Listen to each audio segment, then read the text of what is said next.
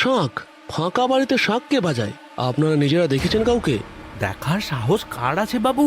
সে কথা কেউ জানে না, শুধু শাঁখ বাজে, একবারে গম্ভীর আওয়াজ। আর তার কিছুক্ষণ পরেই এক নারীর ধুকরে কাদার আওয়াজ আসে। সে কি কান্না, যেন বুক ফেটে যাচ্ছে। কুমড়াতে থাকে সারা রাত। তোমাদের বন্ধুকে আমরা সবাই মিলে হাত জোর করে বলেছিলাম ও বাবু যায়েন না, সে শুনলো কোথায়? ধীরেন ধীরেন এমনিতেই খুব একরোখা, তা ও কি ওই একা বাড়িতে ঢুকেছিল? আপনারা কেউ বাধা দেননি? বাধা দেইনি মানে? খকুমনির বাবা থেকে শুরু করি আমি, মাধব, সবাই পথ আটকে দাঁড়িয়েছিলাম। এ আমাদের কথার কোনো পাত্তাই দিল না।